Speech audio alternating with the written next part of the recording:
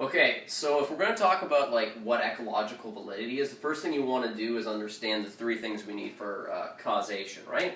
So first thing as always is covariance, right? You need some sort of correlation to infer causation. You need that covariance. Second thing, temporal precedence.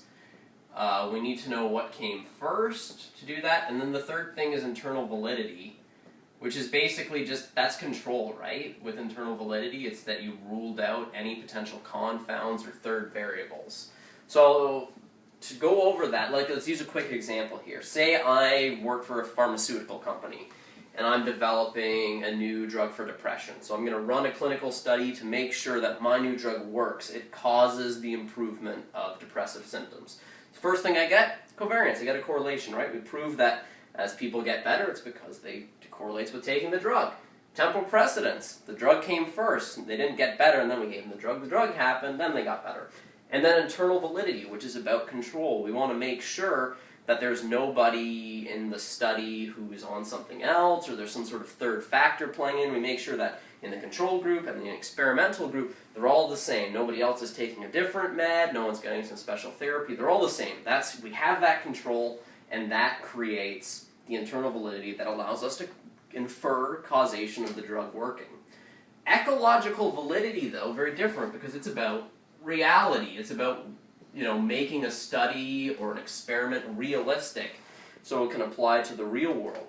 So here's the trade-off that you would see in the pharmaceutical example.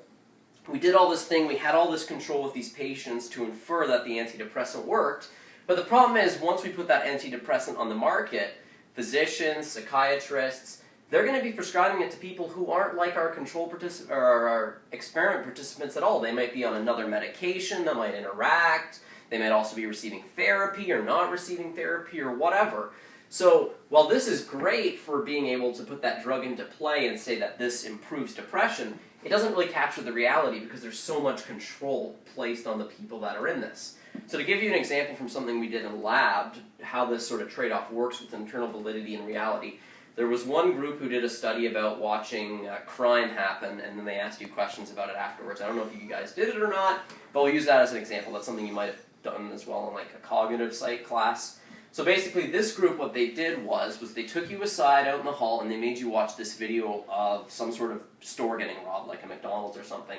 And then they asked you questions after to see if you could remember. So what they did was they placed a lot into the internal validity basket. They're trying to control, right? They took you out into the hall to make sure there were no distractions.